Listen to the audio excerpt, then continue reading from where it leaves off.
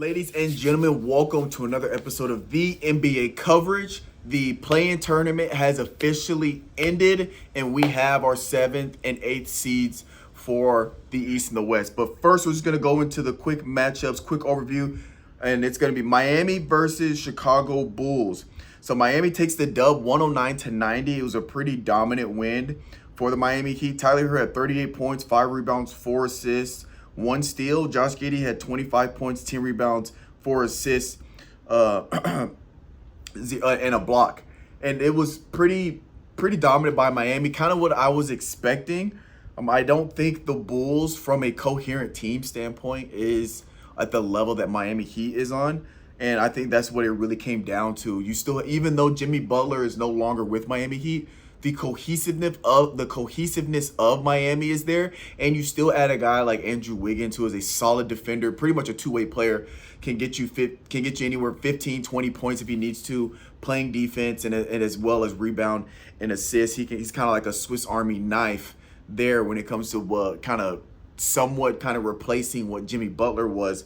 Obviously, not at the level that Jimmy Butler did, but you still put in a guy that kind of fit the system for Miami. Obviously, you have Tyler Herro, Bam Adebayo, and I believe it's Darian Mitchell.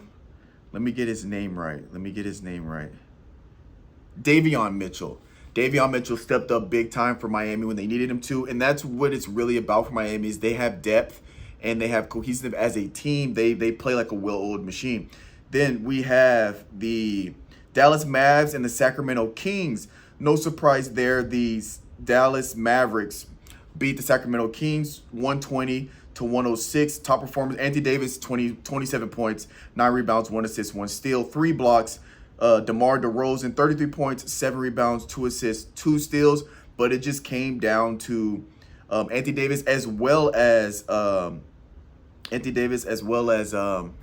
Thompson. Klay Thompson also stepped up. Thompson had 23 points, 5 rebounds, 2 assists, and he was 5 of 7 for 3. So just, we all know when Klay gets hot, it doesn't matter what team he's on, that's going to be a tough team to beat. But moving on to today. Then we have Miami Heat, Atlanta Hawks. Miami Heat, they play the Atlanta Hawks. Miami Heat gets the dub. It goes to double overtime. Miami looked like they were going to get it done. Trae Young hits a shot to send it into overtime. Clutch play, but then Miami pulls away there.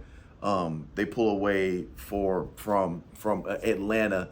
And for that one, top performers, we have Bam Adebayo, 17 points, 11 rebounds, 5 assists, 2 steals, 5 blocks. Trae Young, 29 points, 5 rebounds, 11 assists, 1 steal, 1 block. Atlanta's the first team to lose 2 for the first time in the play-in tournament. Then we have the Dallas Mavericks and the Grizzlies. Grizzlies pretty much handed to them. The Dallas Mavs looked like they were going to have a comeback there late. But honestly, and it wasn't even, Anthony Davis played a really well game. 40 points, 9 rebounds, 2 assists. Memphis Grizzlies, you had Jared Jackson, 24 points. Desmond Bane, 22 points. John Morant, 22 points. You had Zach Edey, 15 points. It was kind of like everybody was getting involved.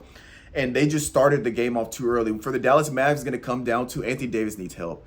Watching the game at the half, Anthony Davis had almost half of the points he almost had about half of what the team had in points by himself. So he's going to need help. Him being on teams where he has to carry the majority of the load, I think is what leads to a lot of his injury proneness. But Dallas Mavs are eliminated. Also, I forgot to mention the earlier ones, but Atlanta Hawks lost to Magic, and then Atlanta Hawks lost to Miami. Magic got the dub there. Orlando Magic. And obviously the Warriors beat the Grizzlies. I'll go over those real quick. I kind of doing this out of order. But Desmond Bane had 30 points, 6 rebounds, 4 assists, a steal and a block. Jimmy Butler played absolutely phenomenal. It's actually really good to see him back at that playoff or play-in, whatever you want to say, postseason. Jimmy Butler, 38 points, 7 rebounds, 6 assists, 3 steals, and a block. For Stephen Curry, obviously, he had 37 points, 8 rebounds, and 4 assists. So 2 guys that combined for over 70 points, which is absolutely crazy. For the Magic and the Hawks, just to go over that one real quick, we had Trae Young, 28 points, 2 rebounds, 6 assists and a steal. And then Paulo, 17 points, 9 rebounds, 7 assists, 1 steal, 1 block. I kind of figured that Orlando was going to get that because they've been playing pretty good ball towards the tail end of the season. They started playing a lot better there.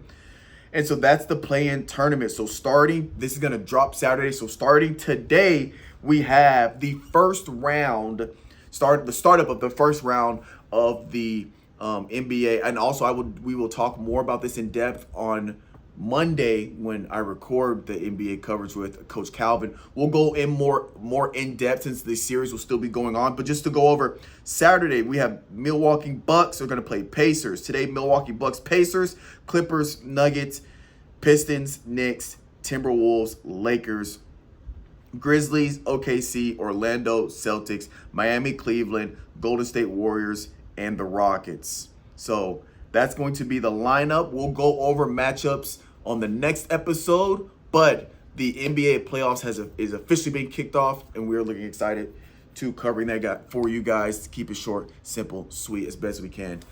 This has been another episode of the NBA coverage. We'll catch you guys next time. I'm gonna chase my dreams, my